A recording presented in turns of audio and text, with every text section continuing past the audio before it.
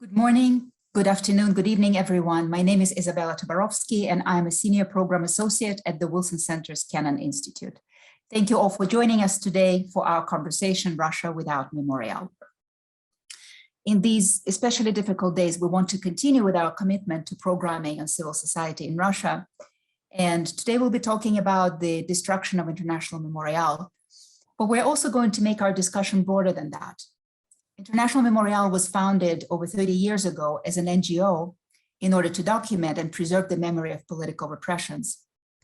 But over the years, Memorial evolved into something else, into something bigger than that. It became a foundational center of Russia's civic life.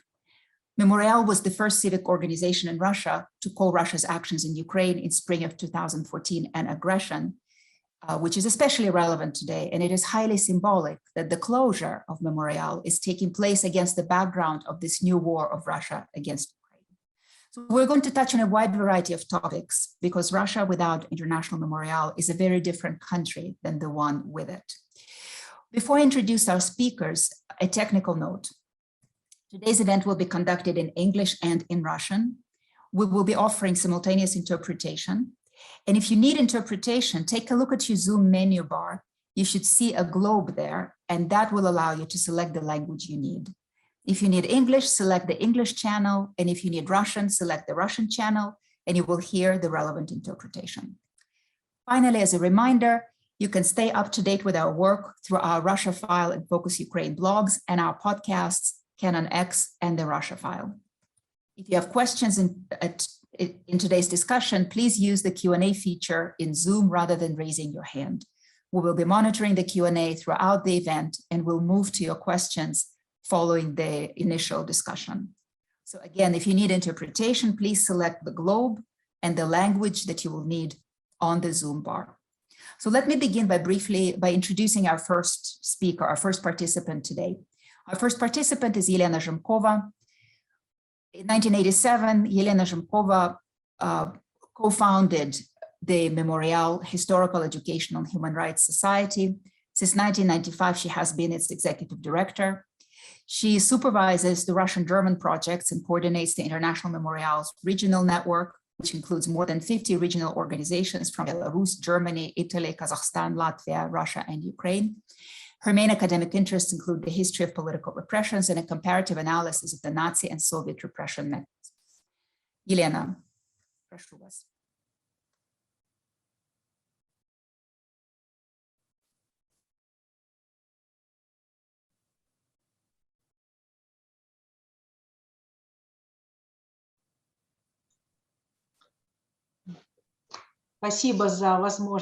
Thank you very much for this opportunity to participate in this conversation. And I would like to emphasize I'm the executive director of Memorial International, the organization which was destroyed 2 days ago.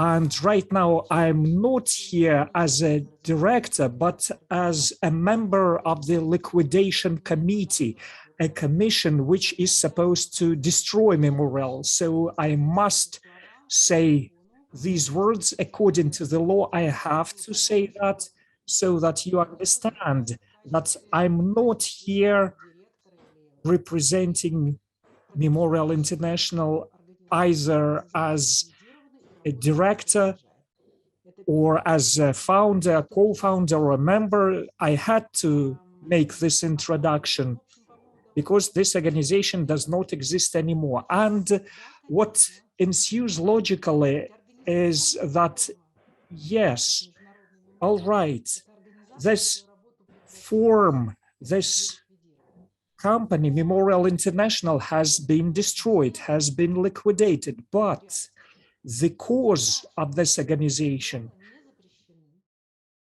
the objectives, the targets we are going to reach, they are not banned.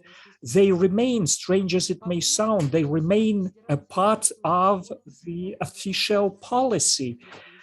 Still, we have the legislation about political repression and clearing the names of those who underwent political repressions. And That is basically the only law which describes our official attitude to the Soviet past.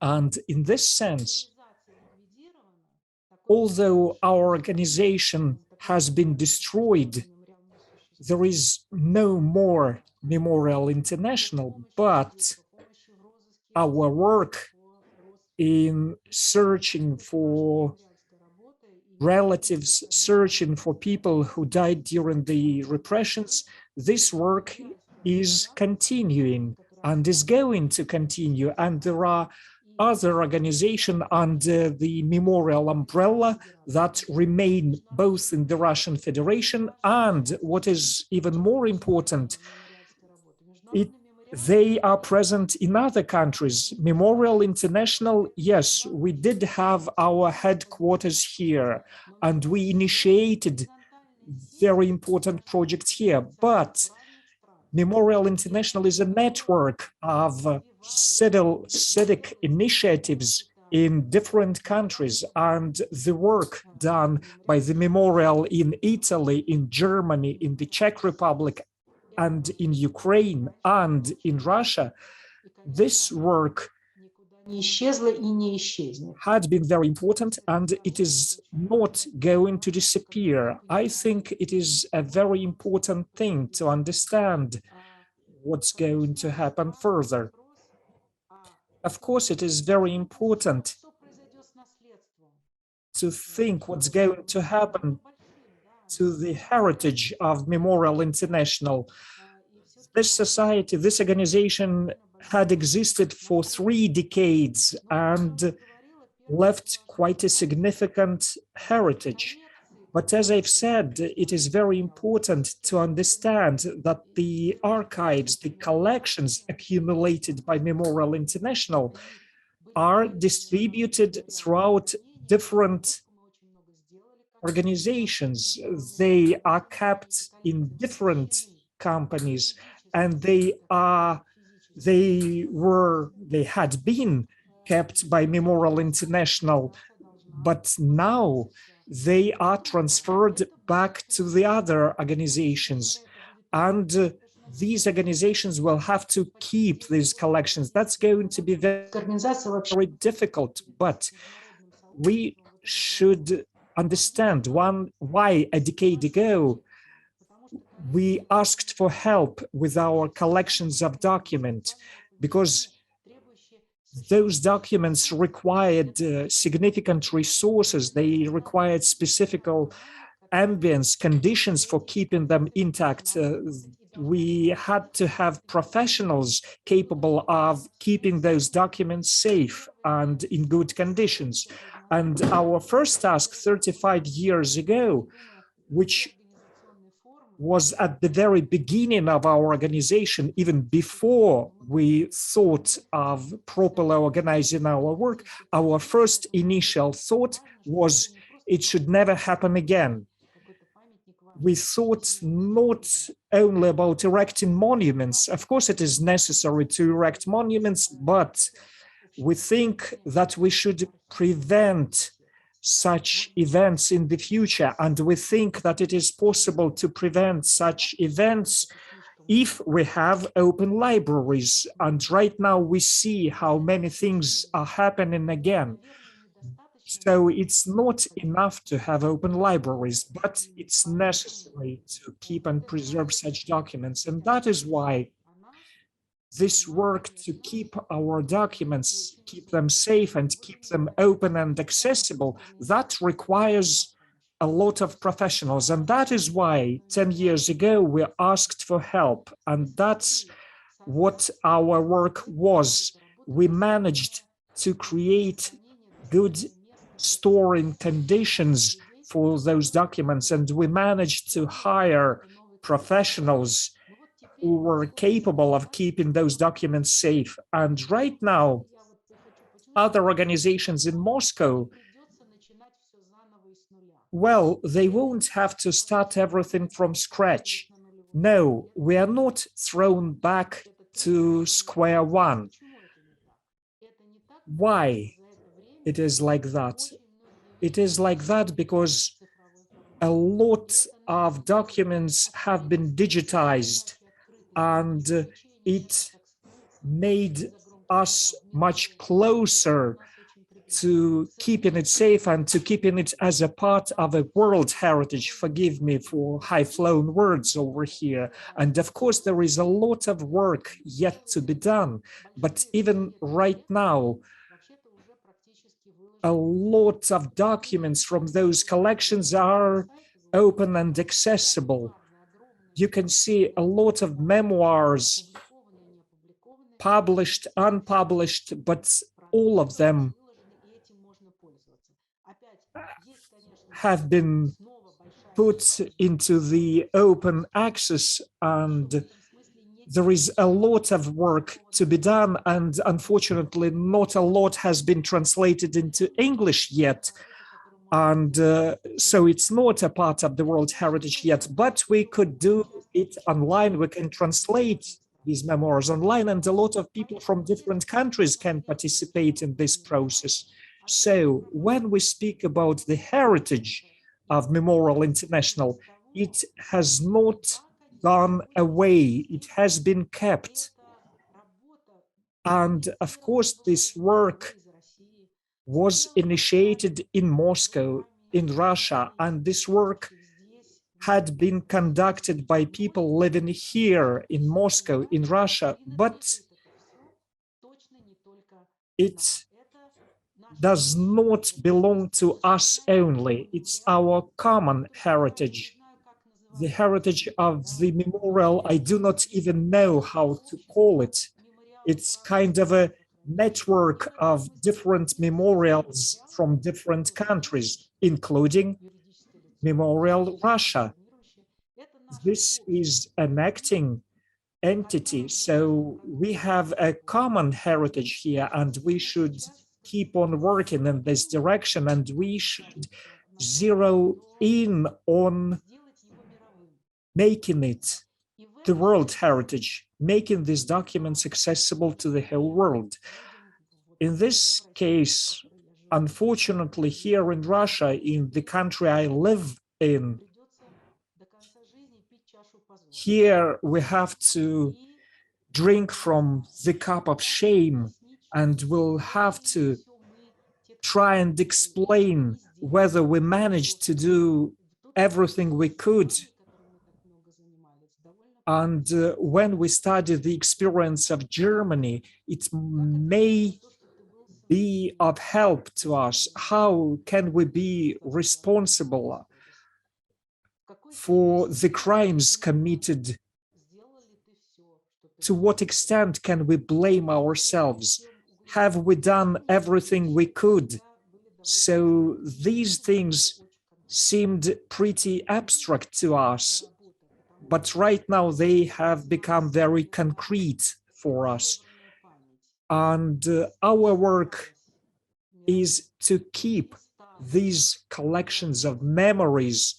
First, keep them here, and second, make them a part of the world heritage. And in a way, if it is not our justification, at least it is something which will maybe make the burden of our conscience a bit lighter, although I do not think we can keep on living as if nothing had happened, but yet we are going to continue our work. Thank you very much, and I would like to ask you a question. Many people are interested in that, I think, those people who saw your collections. What's going to happen to your collections of artifacts from the prison camps? That's a unique collection. And what's going to happen to the building where this collection is stored? I hope that acting within the framework of the Russian laws, as it is stipulated by the Russian laws, we will liquidate the company and we will give this heritage of ours to other organizations. The thing is that the law of the Russian Federation is very specific, and it specifies that the heritage should be distributed within the concordance with the charter of the organization. And our charter says that we should strengthen the civil society, protect human rights, and keep the memory of political repressions. And that's what we are going to do. And that is the work of people who have been working at it for 3 decades. And that's exactly what we are going to do. We are going to distribute these collections in strict concordance with the law. And our major task is to transfer as much as possible into digital forms and make it open and accessible to everyone, not only to people living in Russia, but to the whole world. And it should be accessible in other languages. And thus, we will start our long journey of bringing Russia back to the family of humankind. Thank you. I will switch over into English. Our next speaker is Kathleen Smith. Dr. Smith is professor of teaching at the School of Foreign Service at Georgetown University. She is the author of 2 books on memory and Russian politics, Remembering Stalin's Victims, Popular Memory and the End of the USSR, and Myth-Making in the New Russia, Politics and Memory in the Yeltsin Era.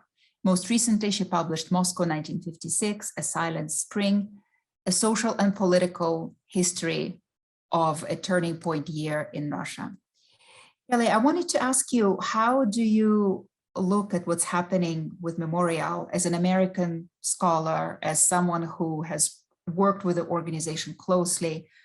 What do these events, do you feel, mean for American scholars, American historians, and also personally for you? I'll start with the easier question of what does it mean for American and Western scholars? As Elena just said, Memorial's collection, their work is part of a global history and a legacy for the whole world. So the liquidation of International Memorial, it definitely means the loss of a place that was an amazing resource, that was not just the physical collections, but a place where you could find experts, people like Lena, who work on this topic for 30 years, wonderful archivists, librarians, historians, professional and amateurs. It's very different from working in state archives or state libraries, where often the goal seems to be to give out as little information as possible, especially on topics that are sensitive. Memorial had from the beginning the goal of enlightenment, and I think that it has acquitted itself admirably on that topic for 30 years. So of course, it will be a loss not to have this place.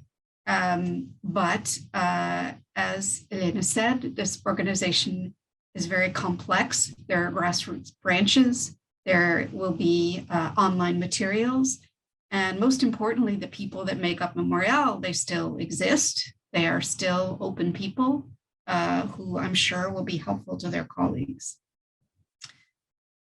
I would say also the loss of International Memorial for the scholarly community and the international community is going to be painful, but it's not nearly the same as the loss for Russians, and not just Russian historians, but I think of the wonderful contest that they did for many years for high school students to do local and family history and to really learn how to be critical thinkers. And I think Memorial helped raise a generation of young people, many of whom don't take everything they read on a piece of paper or everything that's told to them by a person of authority for granted. They're going to find their own answers.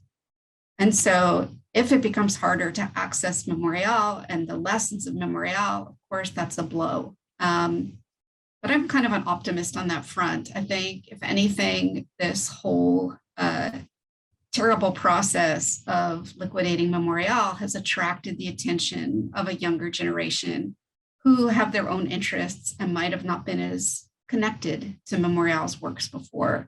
And we see that with the wonderful courtroom drawings and comics produced by young people about what's going on with Memorial. On a personal level, I would say that this is extremely painful. For me, looking at what's happening with Memorial and then the other issues today, it is, the end of an era. This is an era that for a lot of us started with perestroika, what we thought pluralism, free speech, freedom of association. These were values that were making tremendous progress in Russia. It's rather ironic, Gorbachev had his birthday this week. He's like 92 years old or something. I don't know how he feels, but how I feel is really deep sorrow. Not pessimism, because I see what I think of as the other Russia, people like we have in our program today who are continuing to work for important values of human rights, but sorrow that there was a failure. And as Lena said, this questioning, could I have done more? What should I have done? And what can I do now? And I think that we're all asking that question. Here, I would just add last thing is that, Memorial didn't just collect materials about the purges. Memorial also is an important historical research on the dissident and human rights movement. Its founders include people from this movement. And that's a movement of tremendous civic courage. And I think that the lessons from that, the questions that people ask themselves, when they went out to protest in 1968 about the Warsaw Pact invasion of Czechoslovakia, right? Those questions are being asked today and on a much broader level, because Russians have more access to different sources of information. I'm sure Sergei will talk about this, but there is a lot of knowledge, a lot of pluralism. And I think that we're going to see, as we've seen already in anti-military demonstrations, we are going to see a lot of civic courage in Russia, and a lot of it is coming from young people, but also I hope people from my generation and older, and we'll see if they can make themselves heard. Thanks, Isabella. You mentioned Gorbachev, and I had a different analogy over the last few days, because at some point over the last few days was the anniversary of the murder of Boris Nemtsov, who of course was a strong opponent of Russia's invasion in Ukraine already back then in 2014, 2015. And I thought how it's just such a coincidence, right? You have the war and that anniversary and the liquidation of Memorial, and now you mentioned the birthday of Gorbachev. It's just a lot of things that become parallel and remind you of everything that's happened over the last few years. And in fact, as you mentioned, Gorbachev since perestroika. So thank you very much. And at this point, I want to say that Kelly will stay with us for another 20 minutes or so, and then she will have to go teach. So thank you, Kelly. Okay, our next speaker is Grigory Vaipan. Grigory is a former Galina Starovoitova Fellow at the Kennan Institute on Human Rights and Conflict Resolution. He is a lawyer for victims of Soviet-era repressions and has represented them before the Constitutional Court of Russia. He was previously head of litigation at the Institute of Law and Public Policy, an independent non-governmental organization in Moscow. Григорий, я перейду на русский язык для наших переводчиков и для слушателей. I will switch over into Russian for our listeners. Grigory, could you give us an analysis from a legal point of view of what has happened to Memorial? What can we look, how can we look at it from the legal point of view? And from any other aspect that you could comment on these events. And I will thank you, Isabella, and well, hello, dear colleagues, and I'm greeting all the listeners here. And I just want to start with the fact that it was an honor to be one of the lawyers of the large team protecting Memorial in the court, and this case is still ongoing. And regardless the fact that the appeal is over, there is one more.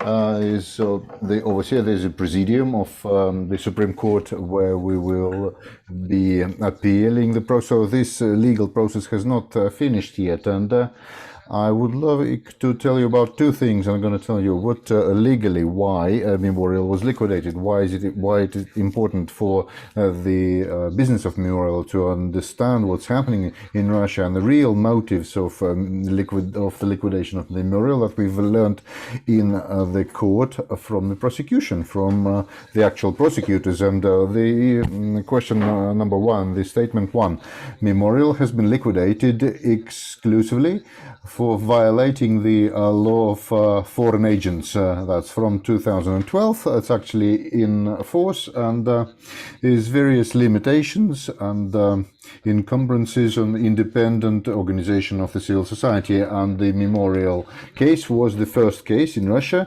where an independent organization, non-profit organization, was liquidated purely for violating this law.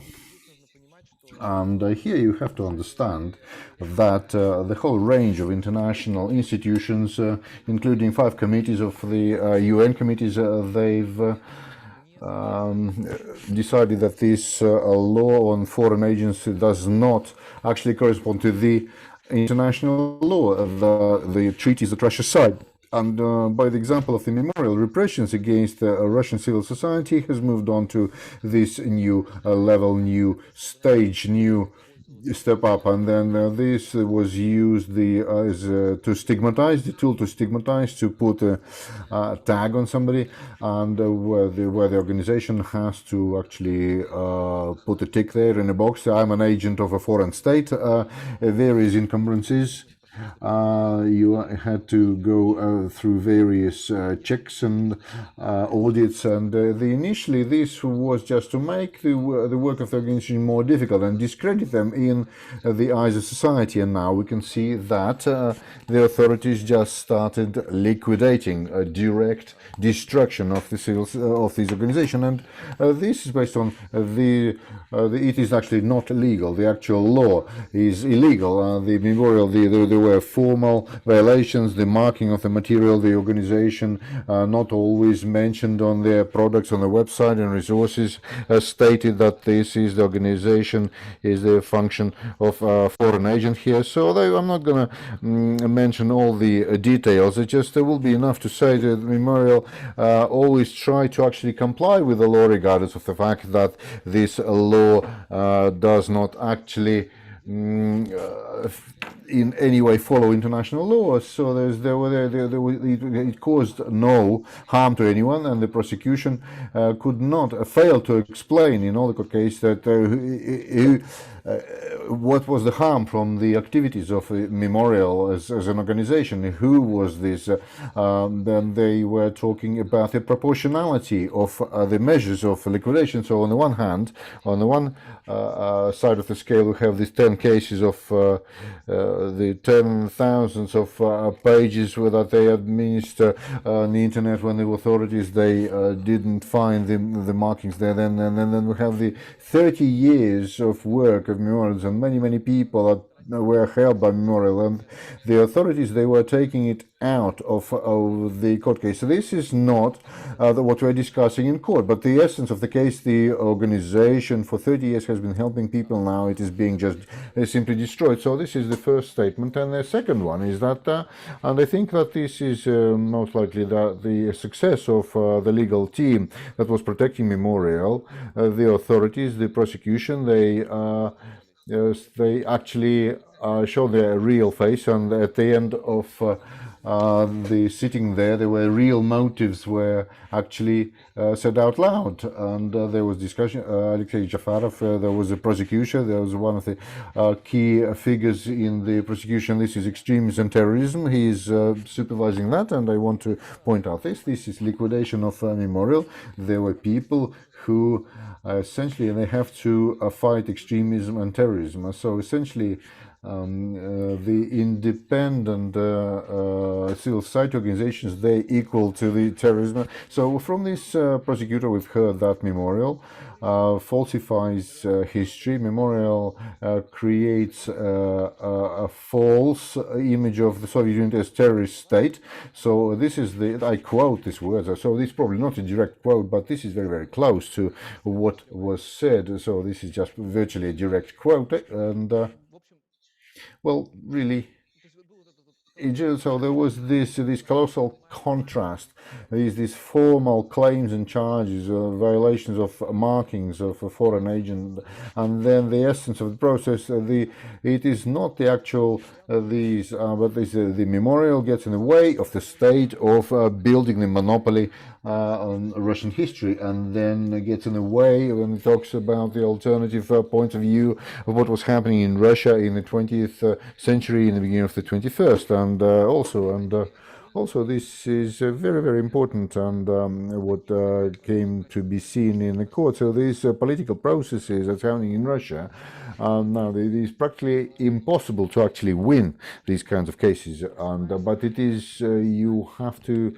And it's very important to cause the most reputational harm to the authorities, to delegitimize their destructive activities. And before this session on the liquidation, half of Russians, 50% of Russians, thought that the memorial process is against a political process. But now I think that by the end of the process, this proportion will be more. There will be more people believing that. And now it's possible that through the fact that liquidation of the memorial and all the awful events that we are seeing now, they are so close to each other, one followed another, and I think very much that many more people they will see the connection, the persecution of civil society organizations and the consequences for the country, for the world. They'll see the link between the healthy civil society on the one hand and national prosperity and global peace on the other. Maybe this link, this connection, probably people will actually see it, more people will see it. And then in conclusion, in summary, I wanted to say that we shouldn't forget that there's not only Russian courts against Memorial, and there's also European Court of Human Rights, which still considered case against Russia, and European Court of Human Rights, because now we are talking about the liquidation of an organization based on an illegal law that does not follow the international law. And at the end of December last year, there were the interim measures against Russia unsigned and prescribed to postpone the liquidation of Memorial, and then there was dozens of claims of Russian organizations against labeled foreign agents. So these interim measures that Russian authorities were prescribed, the European Russia cannot be doing that. Anything that will be actually destroying the memorial, even if this. So the legal process is ongoing. It will be ongoing, and I do hope very much that the activities at Memorial International will continue, probably in different formats, in different forms. Thank you very much. Grigory, thank you very much. And what you said on falsification of history, this is so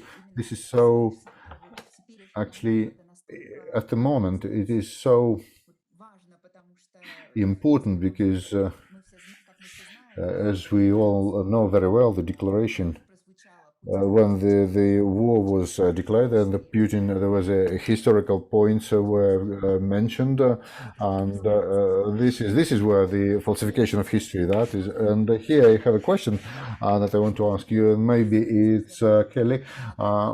She is not going to be with us for very long, so I'm going to ask her a question. You as a historian, how do you view this this motivation, this motif, falsification of history.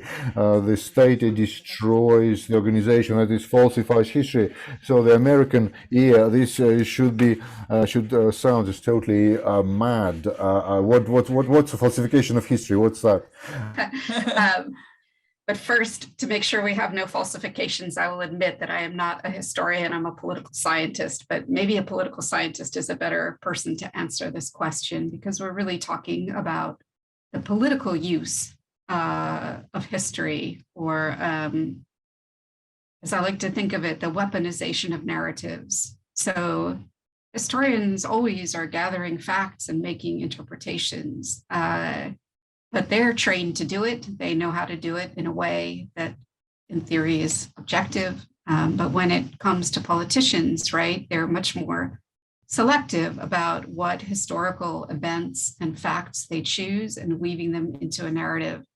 So I think for an American audience that maybe doesn't know much about Ukrainian history, it was puzzling and surprising to hear such a long speech from the president of Russia, touching on Ukrainian history back, many decades and centuries. But this speech is not just for us. The speech is also for people living in Russia, and I think it is a carefully edited, curated version designed to promote certain aspects of history while omitting others. And just one example, Putin has said that Ukraine only exists sort of at the kindness of Russia, that it wouldn't be a state. Russia had not granted this. And that somehow the breakup of the Soviet Union, caused this Ukrainian separatism to happen. But really, when you look back at the year 1991, what you find is that actually the Russian Federation declared sovereignty from the Soviet Union 6 months ahead of a referendum in Ukraine. And that referendum in Ukraine came on the heels of the failed August coup attempt. And I think in many ways it was a direct reaction that people did not want to be linked with this dangerous imperial power that was willing to use force to stop reform, to put military officers and KGB people in charge in some extraordinary committee. So when you tell a history that leaves out that kind of detail, of course, it's very one-sided. But I only expect more of this, frankly, because if you make history your justification, you have to keep using it, even as you tweak it. And then just one last point here. Obviously, the history of World War II has been key to Putin throughout his whole time in power, both emotionally and also politically. And I think part of the weakness of the current Russian regime, in fact, are that the parallels to World War II are really not working in his favor. And so again, independent thinkers, people with a knowledge of history, are going to confront this hypocrisy. And that is going to help drive, I hope, an anti-war movement in Russia itself. Thanks. Thank you very much, Kelly. Григорий, я хочу вас спросить вот про этот мотив. I just wanted to ask you about this motif of history falsification. What is, from the legal point of view, is it actually in law that you can actually use this as a charge? You can charge people a criminal charge? Well, no, well, the essential, all this motivation, all this, the real claims against the memorial, that is not the judgment, the final judgment. This is just the formalities.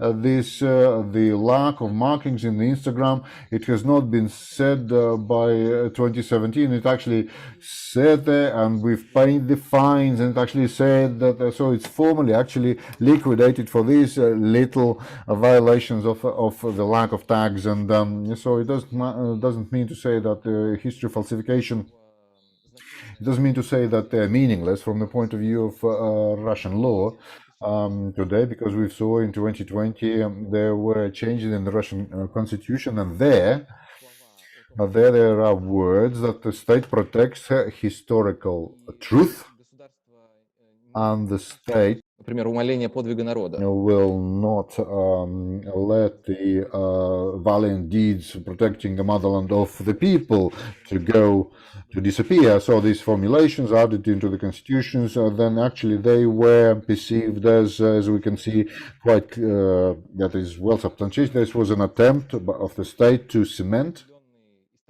of certain historical narrative, specifically in terms of history of the 20th century and Second World War. And these formulations, they were not just the Mr. Jafarov from his head. No, these formulations, they are actually manifestations of the state policy of last few years. We have to get that they get rid of all the version of history that the state doesn't like. Thank you. And now I just want to remind our listeners and viewers that now you can actually ask questions through the Q&A feature in our Zoom webinar. And now I just want to move on to our next speaker, and then I will turn over to Inisha. Activist. He is a co-founder of OVD Info, Over There Info, which he co-founded in 2011.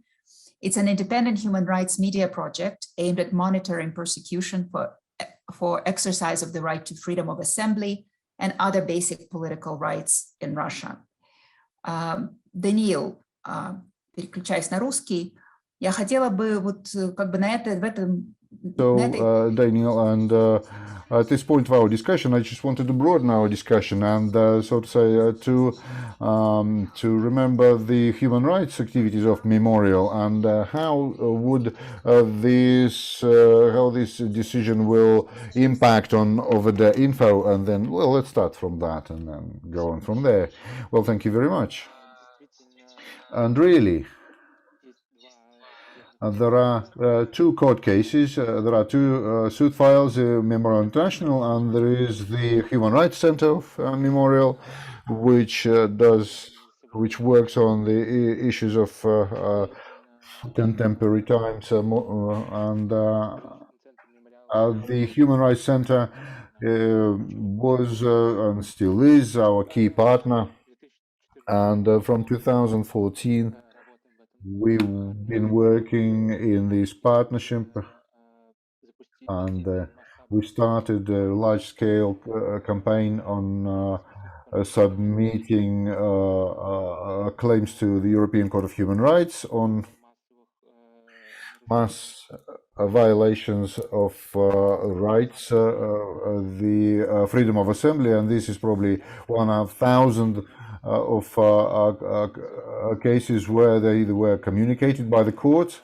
most of them, and this this collaboration, this work would not have been possible without the collaboration with Memorial, and same as our work with the lawyers who are helping the detainees in the police stations and in court following the detention. And also Memorial helps us with the collection of with the crowdfunding and getting the donations, private donations. We have a huge community of private donors. There's 100,000 persons, and that's probably, this is the figure, this is the number that characterizes this civil society in Russia. So, and of course, all this story with the liquidation of Memorial is gonna deprive of all these opportunities. It doesn't mean to say that we're gonna stop. That we're not gonna exist. We'll find other opportunities. We'll still do our work. And when I was invited to this platform, to this event, so we lived in a totally different reality, right? Before and now everything changed, and everything changes is changing every day. Every day is different, and the work is becoming more and more difficult every day. There is more and more political persecution cases. As a consequence, there is more demand of for our work. And from the 24th of February, there were about 6,500 persons were detained that were participating in anti-war protests. So we'll find ways to carry on working. And of course, some of our work will probably become meaningless, like the cases submitted to European Court of Human Rights that have been submitted. Maybe, I don't know, we'll probably lose this opportunity to follow them through. So this advocacy work will lose the opportunity to do that. And there's masses of questions posed that a week ago I would answer totally differently now, and now the way I'd answer them, I just don't know how to answer them, but I am convinced. I'm convinced that we will carry on working, and that we have huge support. We have massive support inside Russia. So I also wanted to say that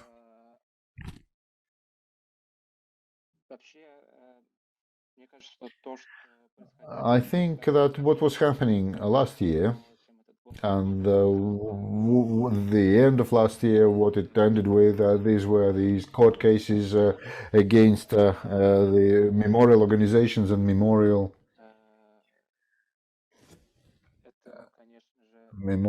of course. This is a certain symbol, is a very clear signal in Russia to everyone that what's gonna happen to you. This is what they're gonna do to you. Look at this, and all this year now unfolding, and what's going to be happening in this situation that we're in now, that we got to.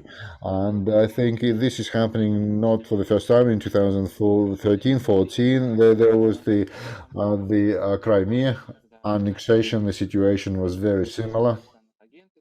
There was the law on foreign agents, and there was en masse prosecution offices checks of huge numbers of non-profit organizations, and liquidation, closing down a whole range of independent media. And now last autumn we were made foreign agents, and our website was blocked. So all these tools, all these toolbox that they actually use. So what is happening in the most recent days? So what's happening is it's the same mold. They follow the same scheme of things, and so the results where we are. And I think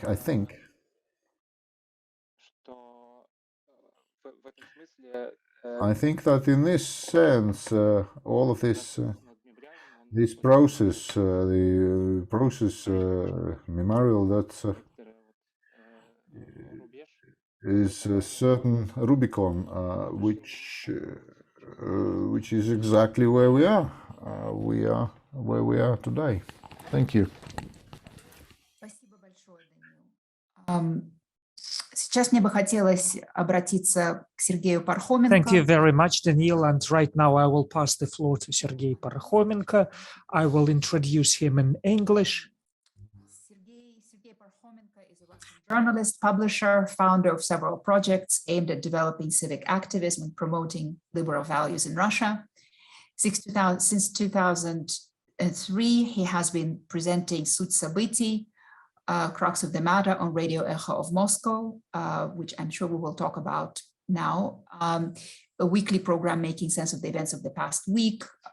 Sergei, of course, also runs последний адрес, the last address, and a founder of Redcollegia, and is really crucial to everything that we're discussing today. So, Sergey, перейду на русский. Хочу спросить. Now I will switch over to Russian, and I would like to ask you what it all means for the Russian society on the whole, and the events of the past 24 hours, the ban on Echo and the ban on the Rain, Dozhd company. What does it mean?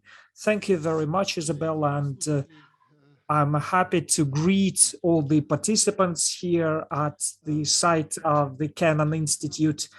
And I think we should discuss what memorial is in the broad sense of the word.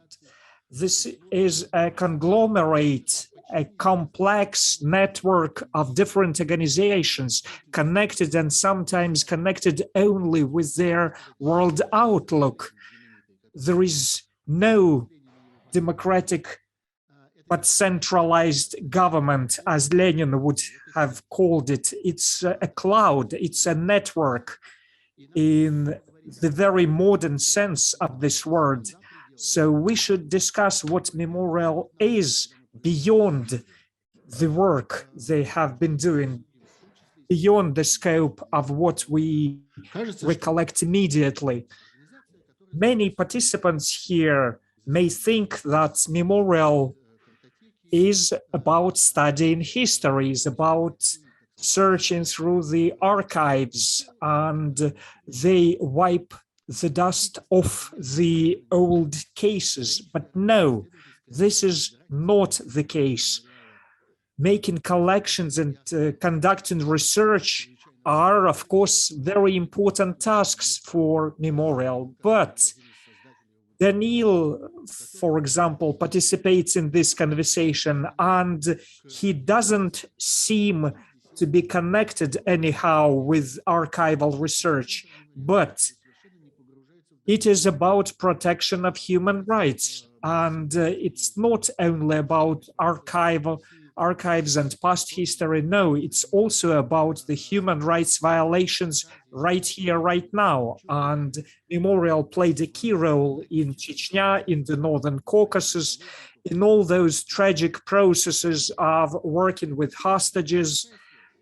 So what is the link? For us, the link is obvious.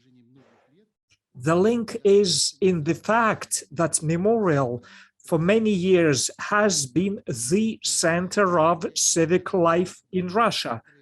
And I hope other centers and other organizations do not get offended. Sometimes they have brilliant titles, brilliant names. They are parts of some international human rights movements, but it was Memorial which used to be the home for all human rights protection, and it will remain our home as long as we keep it safe, as long as we support the walls and clean the windows of this house, of this home of ours, and it will be warm and open for everyone to enter.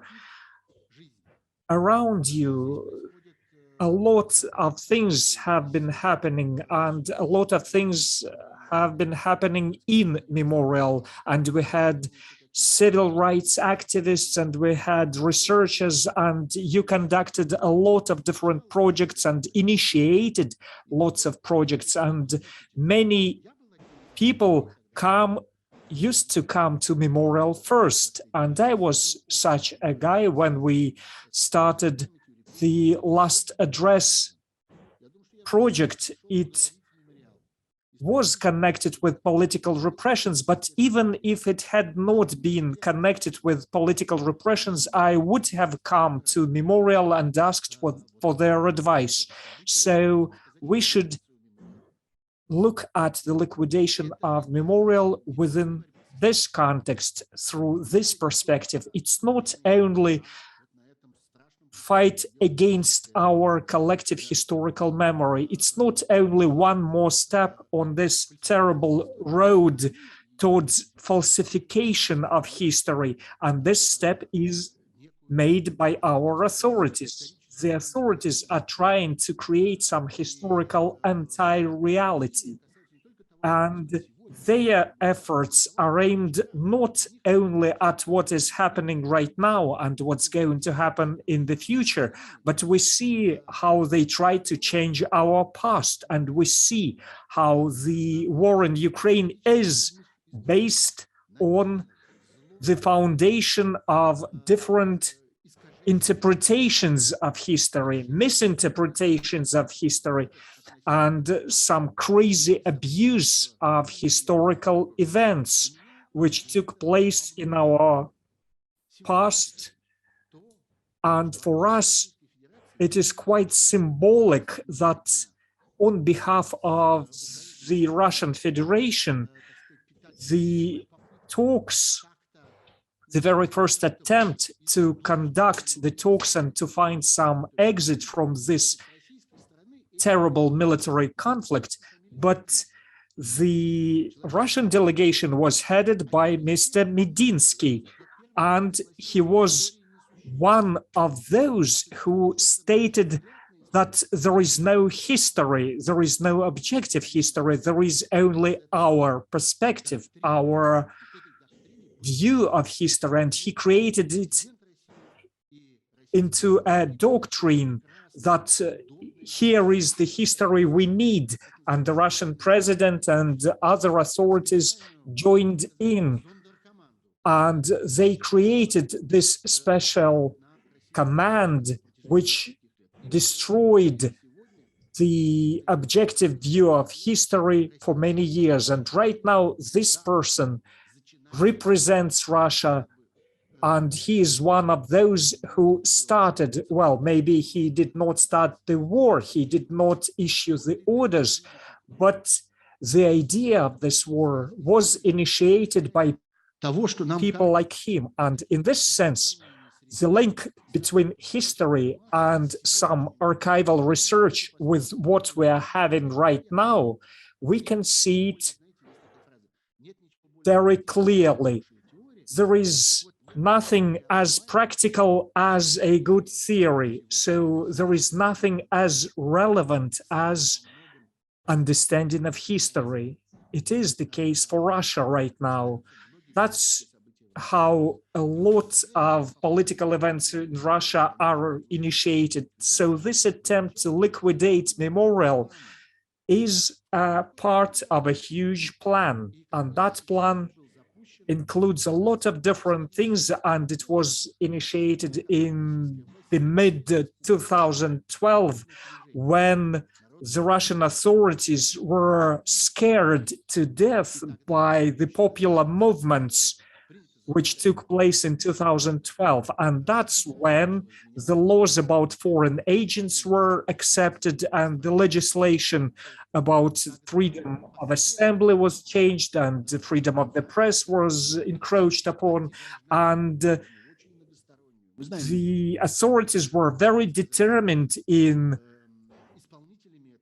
creating that legal reform. And we know who wrote those texts, who initiated those laws and worked out those laws, and there was a continuous battle against Memorial, and it was one of the major objectives of that movement. So for a decade, Memorial has had fought back, and for a decade, the state had tried to defeat Memorial, and eventually 10 years later, the state won that battle. But in the end, I would like to remind you that in spring of 2014, Memorial was the first organization to use the word aggression when describing what was happening in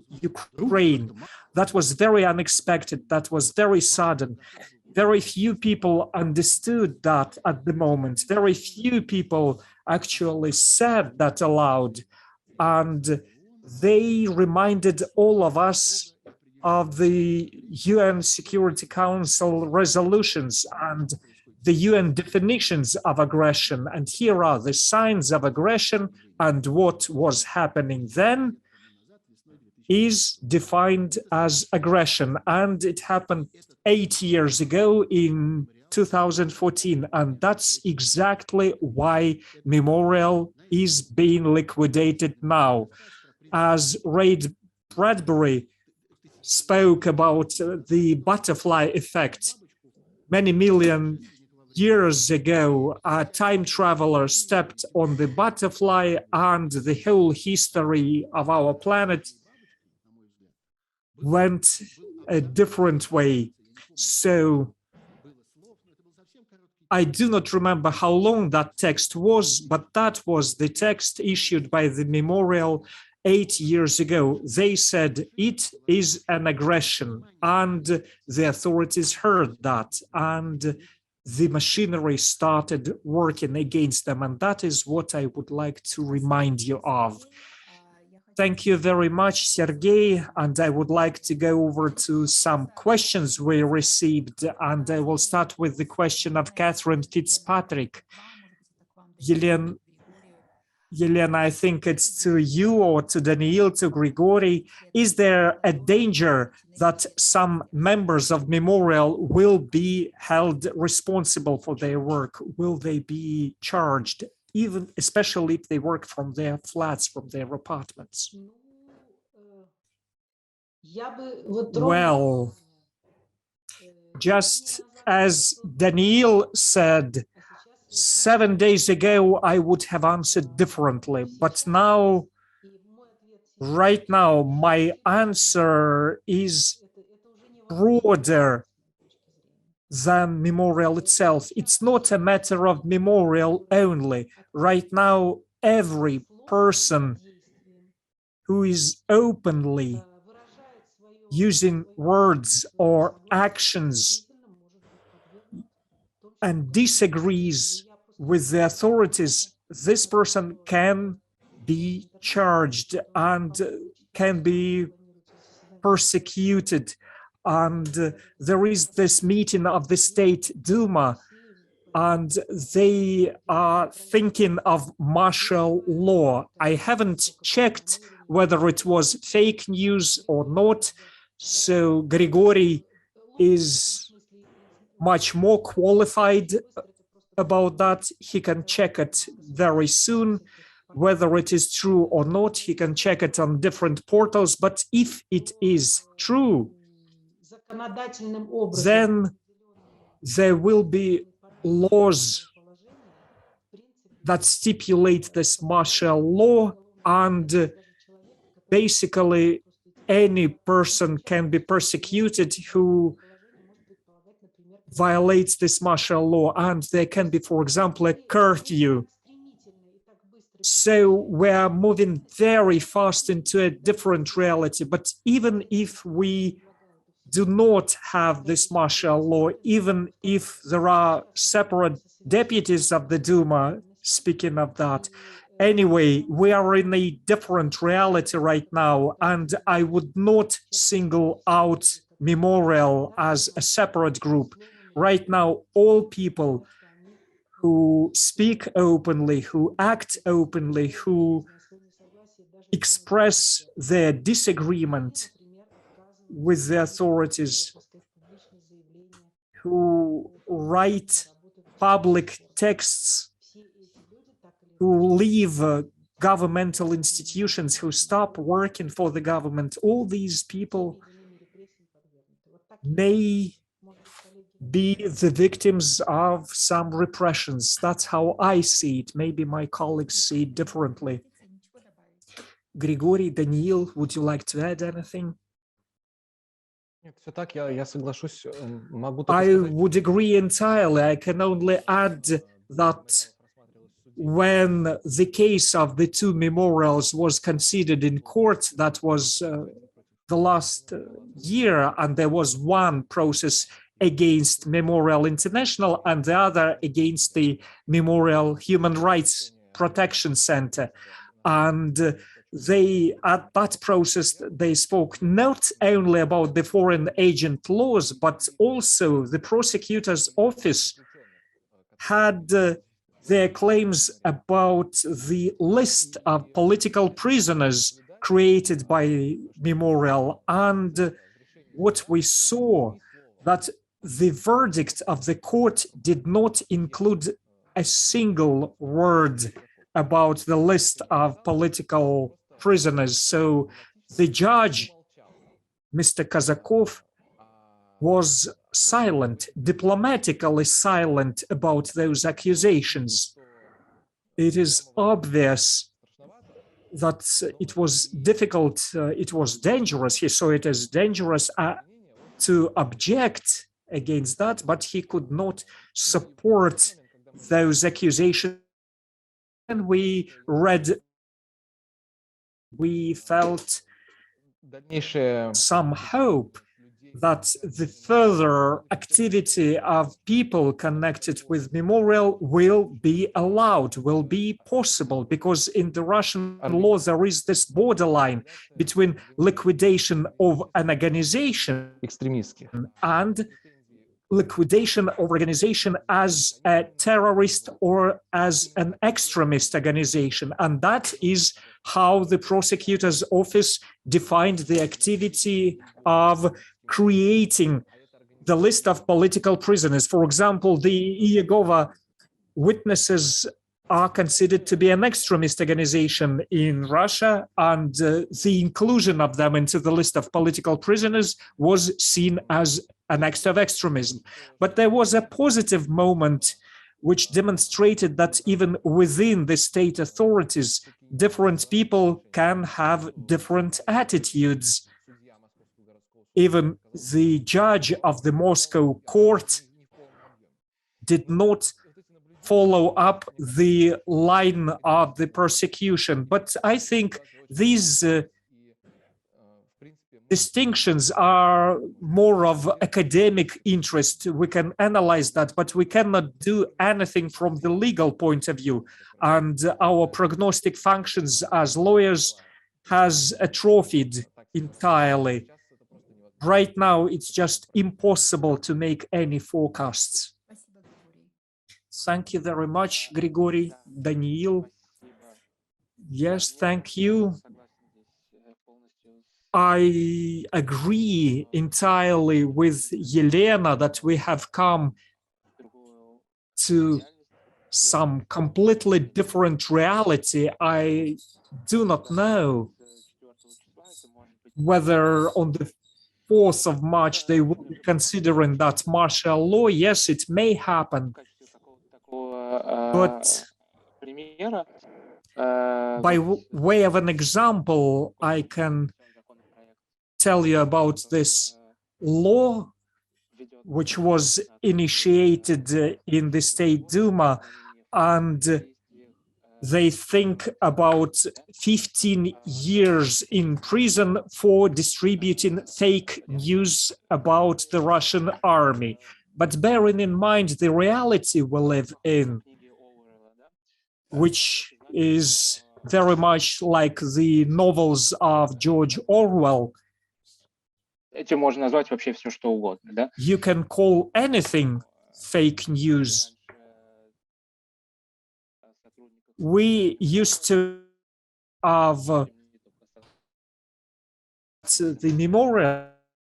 Right now, we can speak of all people, and anybody can be accused.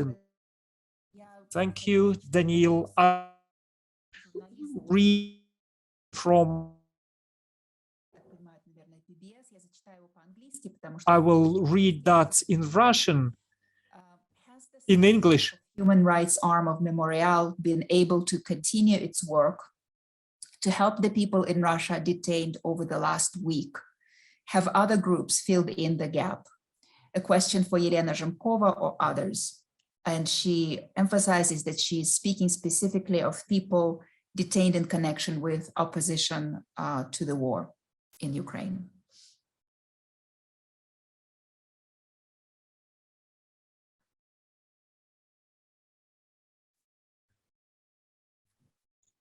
Ну, безусловно, не вся та работа, которая Not all this work we do can be continued. Some of the work has been stopped, and it's both about human rights protection and about archival research. It's very difficult, for example, to keep on working with the students, with the high school students. One of the projects we were proud of, and it brought brilliant results. That was a contest for high school students about the 20th century, and we had been running that project for 22 years. Within those 22 years, the archive of that program was building memories, putting together memories of lots of young citizens of Russia, and we've worked with the teachers, with the students, but the pressure on the students and on the teachers is so huge that even before the liquidation, we had decided to stop it. Back in spring 2020, we stopped that project. We could not continue organizing that contest, that competition for high school students, because there were a lot of cases when both the teachers and the parents and the students received threats, and people from FSB came to them and asked them questions whether they are paid for that. So we made that decision to stop that kind of work. And yes, I can say that, yes, there are some gaps. Yes, there are some projects. There is some work which cannot be continued. And of course, it is very important to continue, for example, human rights protection work connected with Northern Caucasus, but it is just too dangerous. We cannot do that. But I hope that some of our work can continue. As Sergei put it, Memorial is not so much about documents, about collections. It's most about experts, starting from lawyers who have become experts in different problems of rehabilitation and weighing up the guilt and the punishment. And they have become experts in very complicated issues of interest both for lawyers in Russia and for lawyers in any transition period of a transit from a terrible past to the current time. Who is to be punished? Who is to be persecuted for the crimes in the past? Those questions are huge and very important. So Memorial are very valuable experts in this field, and I'm sure that this line of work is going to be continued with the help of other institutions as well. And as for the people detained at the anti-military protests, do you think this work can be continued? Let me try to answer that. So far, the Human Rights Center of Memorial has not been liquidated because the appeal has not been dismissed yet. And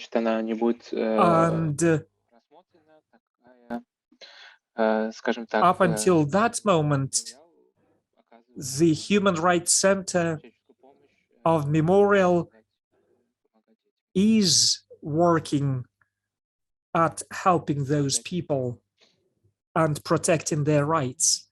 Thank you very much, Daniil. And a question from Michael David Fox.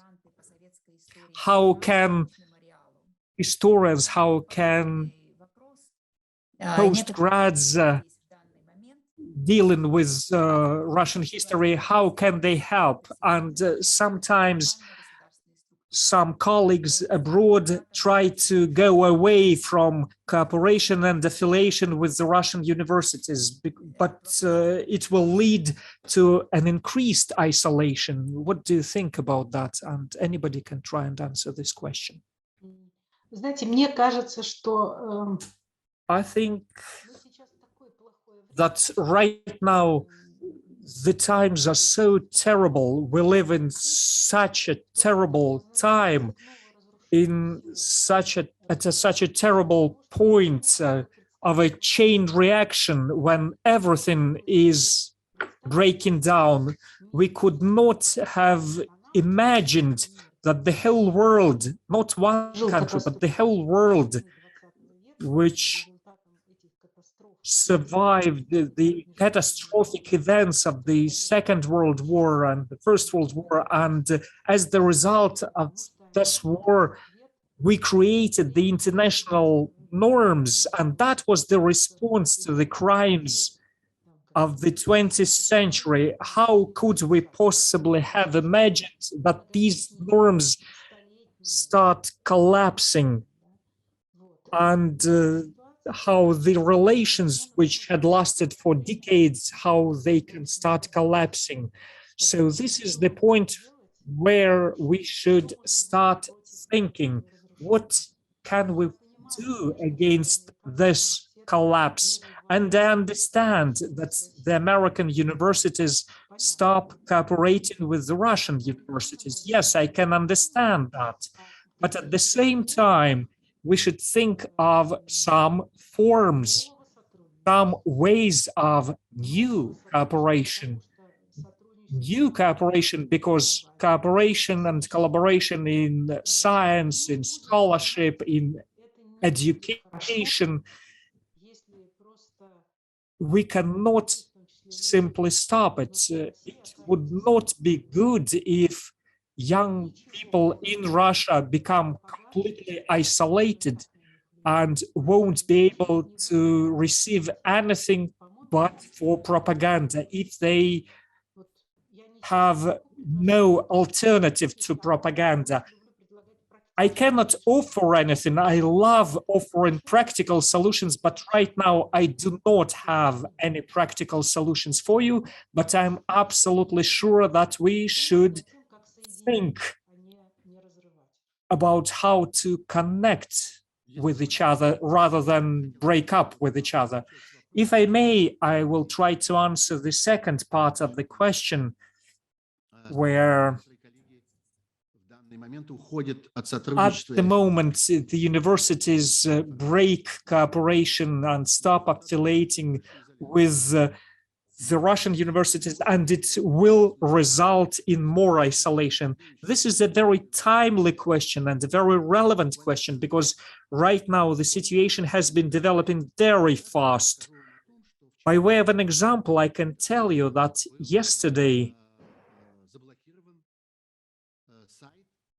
the site of ECHO of Moscow was blocked. We've mentioned that, but at the same time, it was blocked on YouTube, and it was blocked for the whole Europe.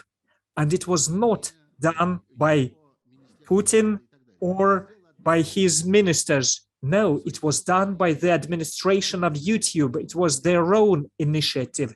And up until this very minute, we've been trying to explain it to the administration of YouTube. If you have any contacts with YouTube, please try to explain it to them that despite the fact that Echo Moskvy radio station has been controlled by Gazprom, yet this radio station is the most professional, independent radio station, which has enjoyed a complete freedom of its editorial process. But right now, just because we are affiliated to Gazprom, we are blocked.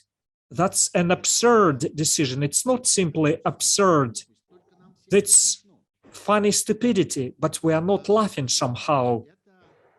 Unfortunately, this is a part of the whole picture. This is an example of this mechanical attitude to what is happening in Russia. People do not want to get bogged down in details. They do not want to see the subtleties. They do not want to clarify who is who and what is what. And that results in such cases when these institutions like ours, which have been heroically opposing the encroachment of totalitarianism in Russia,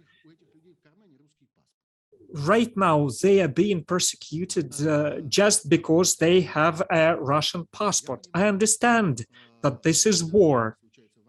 I understand that when war begins, the logic, the rationality, the cold-blooded thinking are pushed to the back burners. And back in 1944, nobody cared whether this German voted for Hitler or not. Nobody cared back in 1944. And right now, this is the situation about Russian journalists and Russian civic activists. Although we have fast internet and everything can be learned within seconds when you can understand what this person has been doing. But as long as this person has a Russian passport, let's block him. And what I see in science, in academia, we see the same things when leading magazines decide not to publish articles of Russian scientists. We see a ban on cooperation with different institutions just because they have money from the government. And most, if not all, of Russian scientific institutions receive some money from the government. But please remember that you deal with people, deal with specific people. Try to remember that people are different even within one institution, and you can learn, and it's a very simple thing to learn what these people have been doing.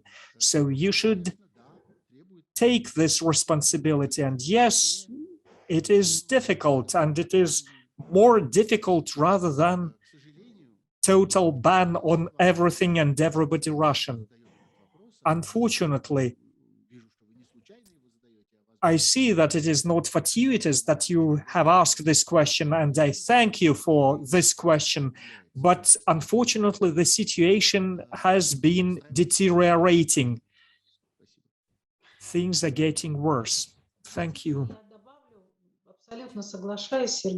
I agree entirely with Sergei, and I would like to add that all of us living in Russia, and all of us, just like Memorial Society, we see that we did not do certain steps, but the consequences of that are difficult for us, and we feel all these consequences, and we understand that some people may feel this personal need to break all the ties with our country.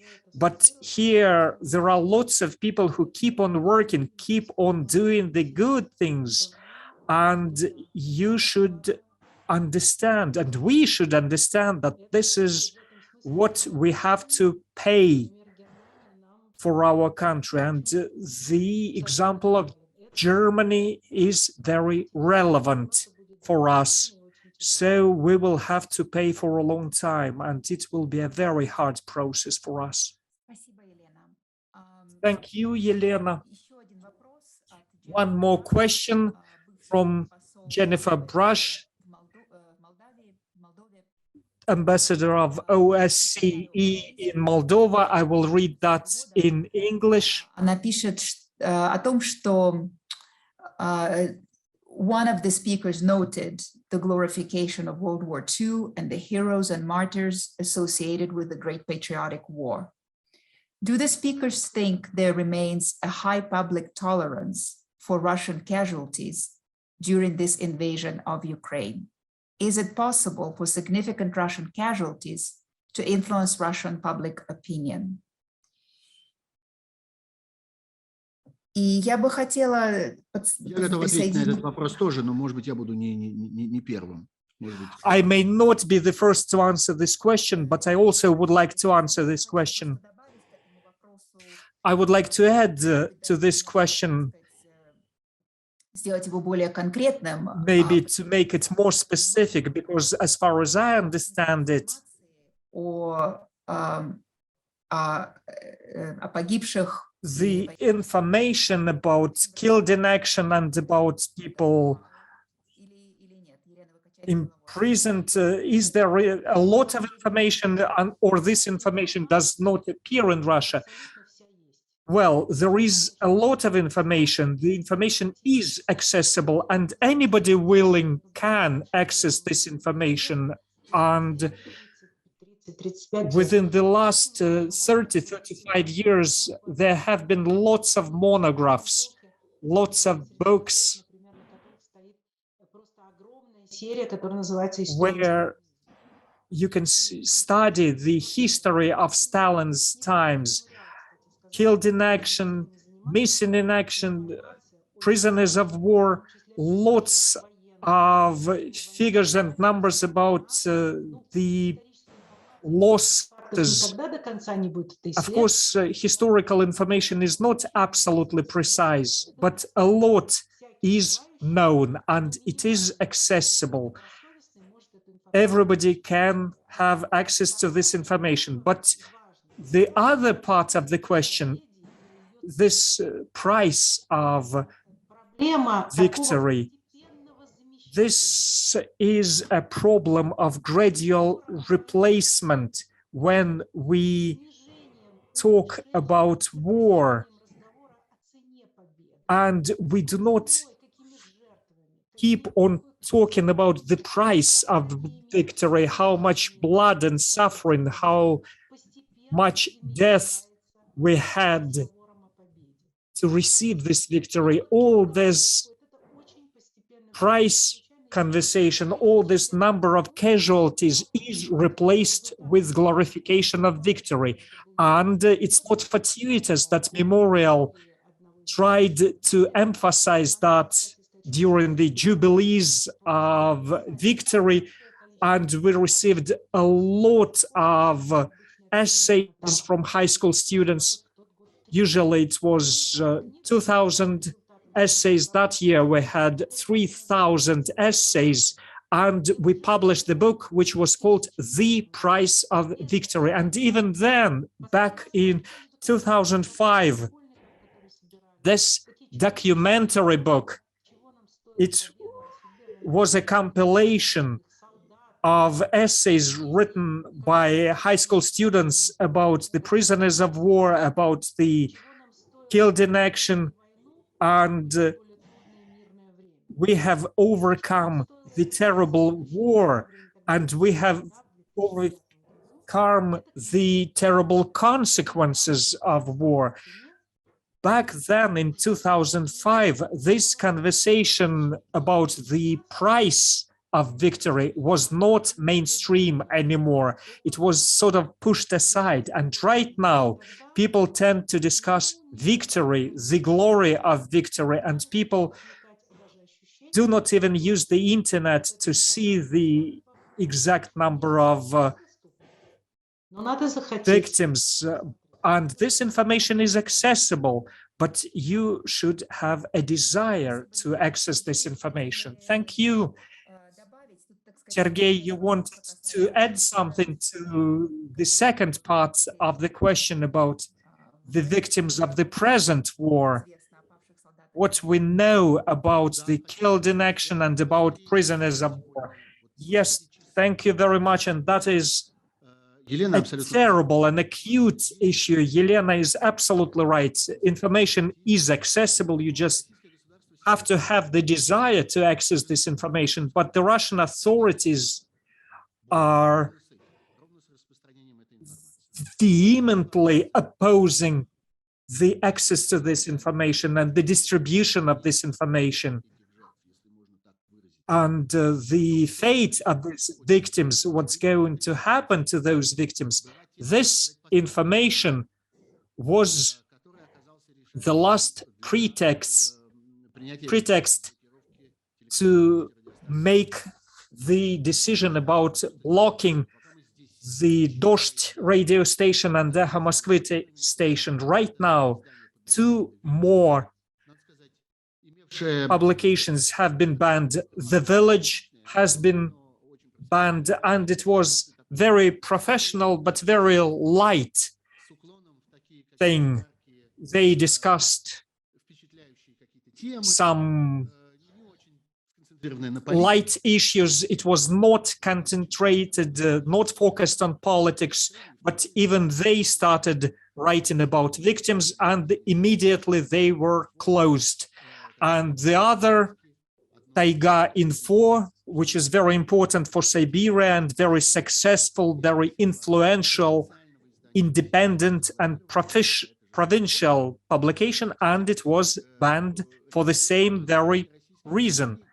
And right now they are talking about blocking Russian Wikipedia because there appeared an article over there about Russian-Ukrainian war, and they included a section about victims of war, and that is why they're going to block the whole Wikipedia in Russia. And the problem, it's not only the Russian authorities do not want to open up statistics, open up data and keep it closed, but they have to announce real war for that.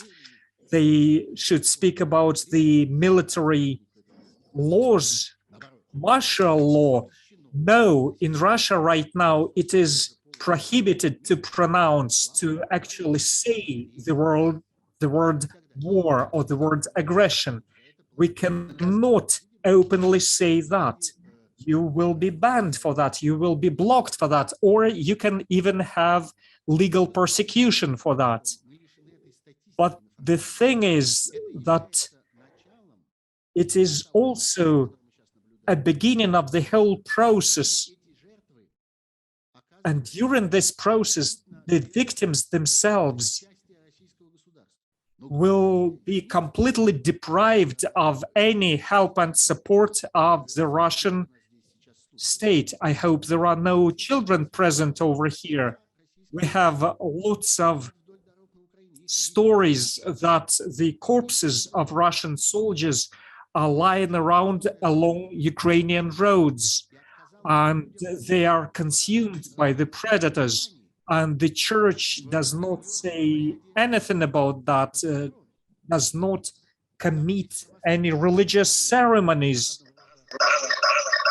And there are people belonging to different confessions over there. There are Jews, there are Muslims, there are Buddhists, there may be pagans, and their churches in Russia cannot provide this last service for them. Ukraine appealed to the Red Cross to become an intermediator, to organize gathering of these bodies and transfer the bodies to Russia, and Russia not agree. And it's analogous to what happened in 1942, 43, 44, when Stalin's Soviet Union decided not to deal with the Red Cross, when the Soviet government did not even respond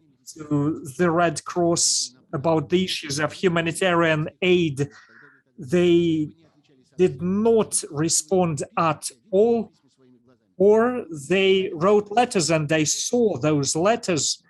It was written over there that the Soviet government is not interested in those issues. And this is exactly the same procedure the Russian government is using today. They do not want to be responsible for these people, and even after their death, they do not want to be responsible for them. We have a lot of facts that these soldiers born in 2000s and they are 18, 19, 20 years old, and they are forced into signing a contract, and we have videos, lots of videos proving, and the people who are taken prisoners, they speak openly about that. So this issue of victims during this war is very relevant, very acute, and it's both a question of history and politics, and it belongs to the humanitarian sphere as well. And I hope that it will remain on the world agenda and it will be discussed. Sergei. This returning the bodies,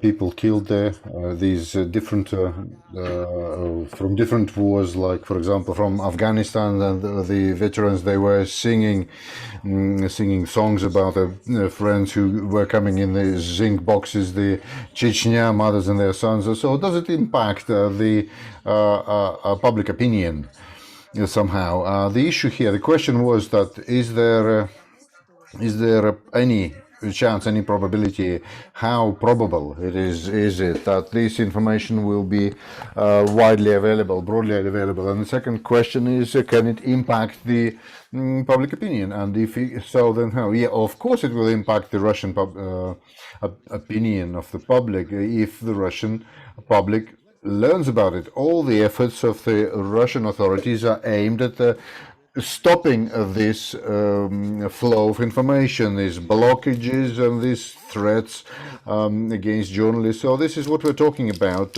We mentioned it is quite possible that maybe there will be a martial law or an emergency situation will be declared in Russia. What does it mean? And that means that these kinds of crimes against the state, they will be judged by the Martian process through the Martian law. So there are official statements by the Russian prosecution service and the Russian and there are various Russian law enforcement right defending. So the enforcement agencies, shall we say, we hear the statements that these kinds of making statements and spreading information, that will be treason. That will be treason, and it was up to 20 years of imprisonment. So this is what Russian authorities are demonstrating. This is what they're telling its journalists. If the journalists are going to be writing about what the Russian state doesn't want to write about, so they will call the war a war, aggression, and the corpses are corpses, and the corpses are where the dogs will be eating. So if they say there are corpses that dogs are eating,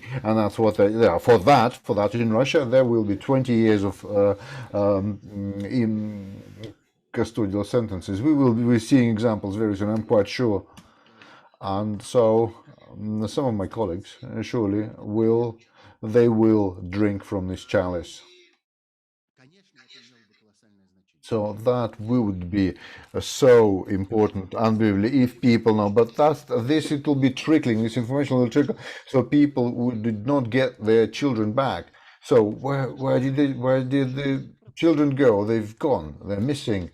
There is no trace left, so there will be quite a lot of information. Well, unfortunately, not unfortunately, I have to tell you that I don't have the absolute 100% confirmation of information, but there is a lot of witness statements that Russian army is taking mobile crematoriums, which there is no machinery for people like mobile crematorium. There was no, but there is this. There are these machines, and that is for example, for burning contaminated cattle when there is an epidemic amongst, for example, goats or pigs or cows or sheep. So these corpses have to be burnt. So this is incinerators. These incinerators, they have been purchased by the Russian army, and they are following the Russian army to Ukraine. Why? Why? So that to protect itself from this impression which could be left, this impression that could be left the Russian society. You know, the mothers of these soldiers, the wives of these officers, they will keep looking for their children and husbands that have gone missing. Something happened to them. We don't know what happened to them. And this, of course, is responsibility of the state, that there have to be pensions, payments, some kinds of honor given to these people died with some human, their memory.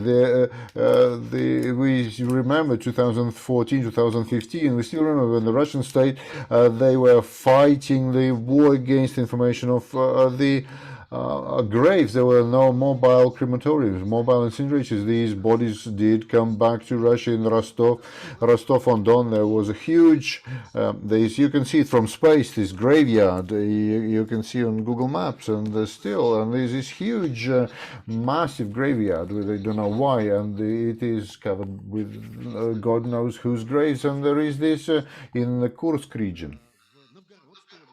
In Novgorod region, there was a massive conflict in the Pskov region, where there is one of the last remaining independent regional papers, this Pskovskaya Gubernia paper that wrote strange, it's just strange graves. There were names there, and then there were no names. The names have gone, and there were just these little hillocks, little bumps on the ground. So there is this, what they now a matter. There are no graves left, there are no trace left, there are no bumps on the ground. And this operation will be done on stopping the development of the Russian public opinion. Thank you. Thank you, Sergey.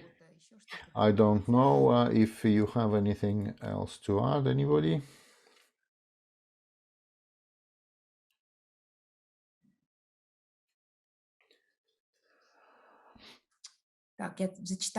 So I'll read the question. Of course, I'm just totally, I'm shaken, I'm smitten by what you just said. So the question is on Dmitry Glinsky. Thank you, Maxim, for a very important talk. This is to Yelena. Do you know what's happening with the memorial people, Evgeny Sakharov in Ukraine? What's happening to other people? Evgeny, he was talking at the International Roundtable in support of memorial and the Russian-American Human Rights Association that was held. And, fortunately, we do have contact. We do keep in touch with Evgeny Zakharov and other memorial people. We have memorial guys in Mariupol, in different regions, various regions of Russia, and for us it's very important link connection, because they're not only just colleagues, but for us it's this is very important for us. This is a very important additional source of information that we trust. I have known these people for many years, many decades, and I do know that they always check, and it's very important approach to the work that the memorial people do. This is the approach by the historians and also human rights people, activists, and we give our results, and our information sometimes is delayed, sometimes it's too late, but it is always an attempt to check, not all, follow just one source. It's always an attempt to be responsible and accountable for the result that you present to the world, to the public, and which is why we are in touch with Evgeny Zakharov. Everything is well. He is not in Kharkiv anymore. He is in Ukraine still. and all the people we're in touch with, we try to keep information in touch when it is possible, because sometimes, for example, colleagues in Mariupol, they don't have power, they don't have electricity, so they can't charge up their phones, and they just literally all our wonderful civilization, all the links, all the internet is just there is no power, no electricity, and there is no link. It's no internet, no connection. So this is the situation.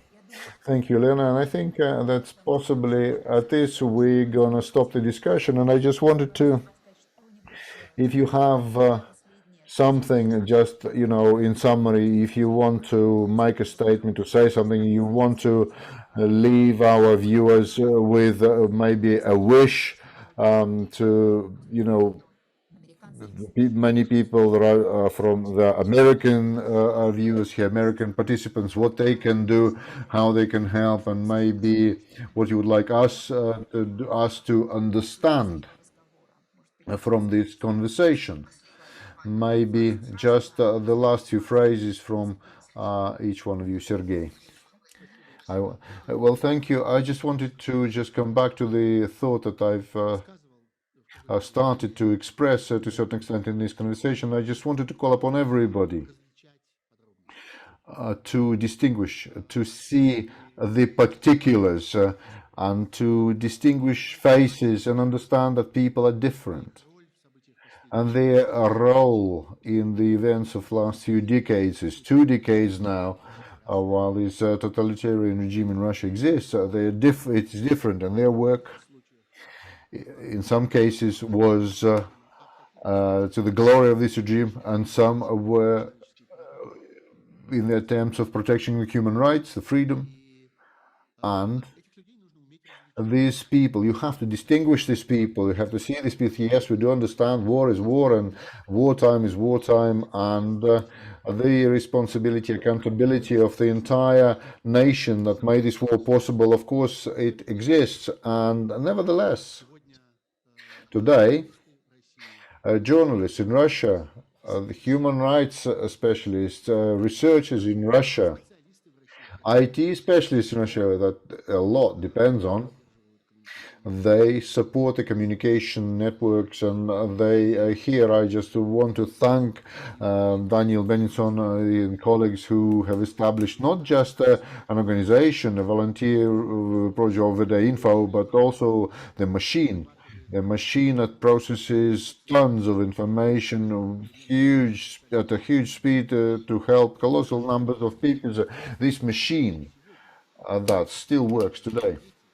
My children regularly end up in this detained, so they press the over-the info, they get detained, and they are in the van, detained, and they press the button, they get in touch with over the info. These are lawyers, there are these defenders, so please see different faces, different people in this crowd of all these Russians who are far away, which are in one and the same, this big blob.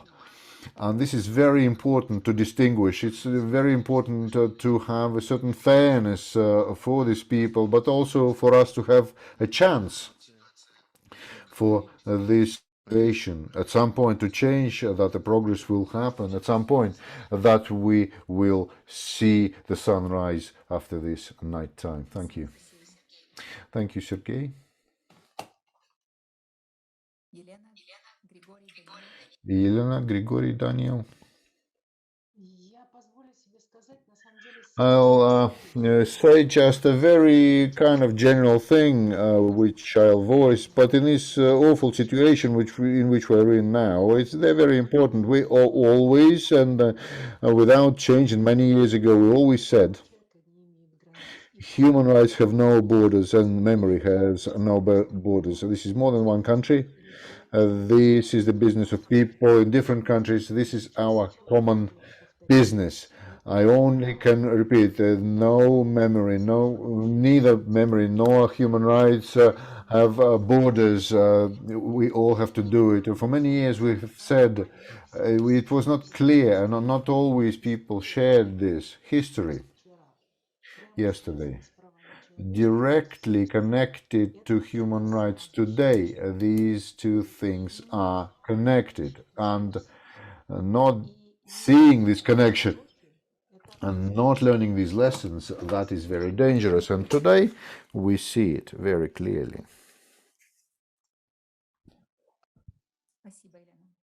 Thank you, Elena. Grigory?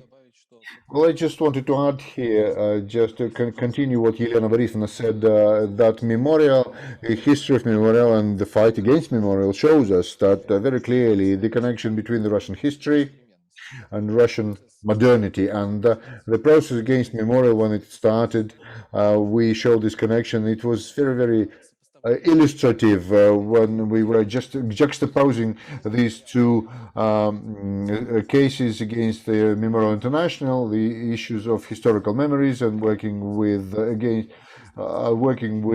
Soviet Heritage and Human Rights Memorial, which is documenting violation of human rights in Russia, in a post-Soviet Russia. Now we've seen, and people who have not seen it, now it is very obvious, this connection between the persecutions of the civil society organizations and, in principle, the international peace and international security and the fate of Russia as a country. And in summary, just to end at a positive note, I just wanted to say that the process against Memorial and possibly in recent years the work of Memorial, this was Elena Borisovna won't let me lie, that was just this was all this Memorial movement, and I'm here probably one of the, probably not the most important example, but one of the examples of how the persecution, state persecution, and treading on the historical memory and human rights attracted a lot of young people into the third sector, the civil activism and working in the sphere of the civil society, and that gives a certain hope. And so we are gonna carry on working, and I do hope very much that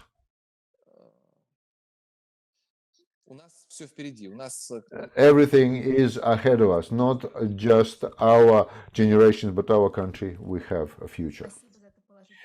Thank you very much for this positive note. We really did need that. Thank you. Daniel? Well, thank you very much. I don't know what to add here. I just wanted to express all this support to Sergei, to Elena, to Grigory in these difficult times, and just say that no to war and no to censorship. Thank you all. Sergei, you said you want to say something else? Yeah? No, that's it. You're done. Yeah, thank you very much, dear friends. Thank you very much. Be safe. We're all with you. It's very difficult to understand, to actually to think of what I can say, because there's very little that we can do to help you, but we keep looking at your struggle, and we will be supporting it as much as it is possible. And as Daniel said, no war. Thanks to all our listeners, to our viewers, and we'll see you at our next meetings. Thank you.